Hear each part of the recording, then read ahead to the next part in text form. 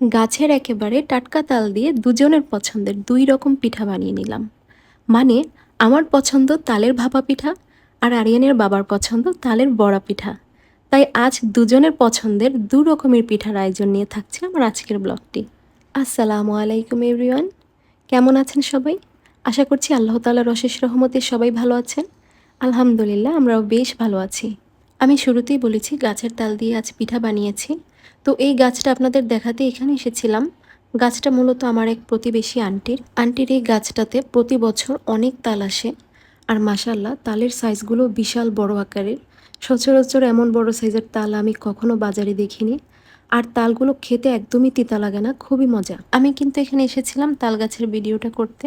তো এর সাথে আমি আপনাদের একটু আমাদের বাড়ির চারপাশের ভিউটা দেখাচ্ছিলাম। কত সুন্দর মাশাআল্লাহ, সবুজে সবুজে ভরা। তবে গাছটা যেহেতু অনেক উঁচু তাই ভিডিওতে খুব ভালোভাবে তালগুলো দেখা যাচ্ছে না। তাই আমি চলে এসেছি আমাদের বাড়ির ছাদে। এখান থেকে একটু আপনাদের জুম করে দেখাচ্ছি। এখান থেকে একটু ভালোই দেখা যাচ্ছে। গতকাল গাছ থেকে পড়া মাত্রই আন্টি আমাকে তালটি দিয়েছিল। তবে তালটি যেহেতু বিকেলের দিকে দিয়েছিল, আমি আর ভিডিও ক্লিপ নেইনি, কারণ সমস্ত কাজ শেষ করে তালটির রস নিতে পেরেছিলাম। সেই কারণে আর ভিডিও করতে পারিনি। আর অনেক রাত হয়ে যাওয়ায় আমি তালের রসগুলো বাটিতে করে ডিপ ফ্রিজে রেখে দিয়েছিলাম। ভেবেছিলাম যখন বানাবো তখন জাল করে নিব। আর এই তো এখন বের করে নিয়েছি আর জাল করে শুকিয়ে নিচ্ছি। আমি তো খুব সময় নষ্ট না করে বরফ সহই ঢেলে দিয়েছি। তবে এটা গলে যাবে খুব দ্রুতই। বলতে লজ্জার কিছু নেই, আমি অন্যান্য আপুদের আন্টিদের মতো তালের রস খুব পারফেক্টভাবে নিতে পারি না। দেখতেই পাচ্ছেন কতগুলো পানি দিয়ে পাতলা করে ফেলেছি, যা এখন জাল করে সময় নিয়ে শুকাচ্ছি। আসলে সবার সব কাজ তো আর পারফেক্ট হয় না, তাই না? তবে আমি যখন রেখেছিলাম এতও কিন্তু পাতলা ছিল না। আসলে বরফ হয়ে যাওয়াতে হয়তো বা একটু পানি ছেড়েছে। তালটি যেহেতু বেশ বড় সাইজের ছিল আর আমি যেহেতু একটু পানি দিয়ে তালটি নিয়েছি, তো এইরকম আরও ৪ বাটি হয়েছে। তো আমি ডিপ ফ্রিজে রেখে দিয়েছি। এখানে আমি পরিমাণ মতো চিনি আর সামান্য লবণ দিয়ে তালগুলো জাল করে শুকিয়ে নিয়েছি। তবে খুব বেশি ঘন করিনি। আর এখন কিন্তু তালগুলো ঠান্ডা হওয়ার পর আমি সবকিছু একে একে মিক্স করে নিচ্ছি।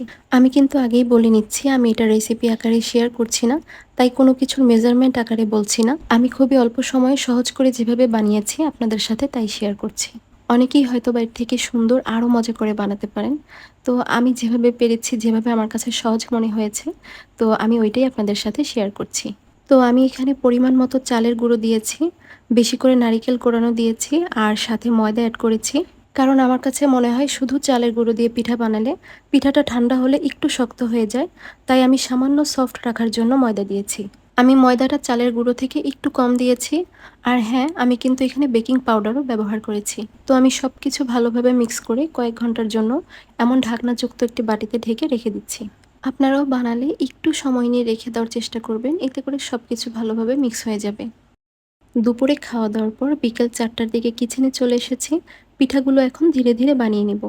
আমার কাছে মনে হয় পিঠা বানানোটা একটা শৌখিন কাজ, তাই ধীরে সুস্থে করাটাই ভালো। তাই আমি সকালে রান্নার পরপরই সব কিছু রেডি করে রেখেছি।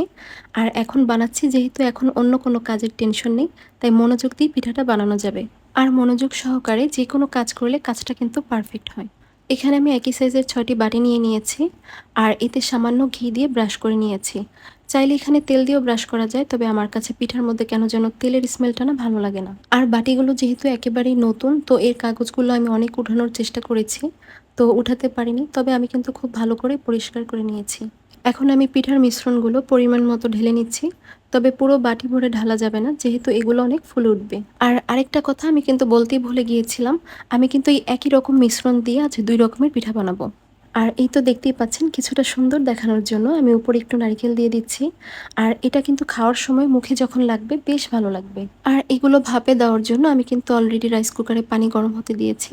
রাইস কুকারে সব কিছু সিদ্ধ দেওয়ার জন্য যে ছিদ্রযুক্ত পাত্রটি থাকে, আমি ওটাতেই সবগুলো বাটি বসিয়ে ঢেকে ভাপে দিয়ে দিচ্ছি।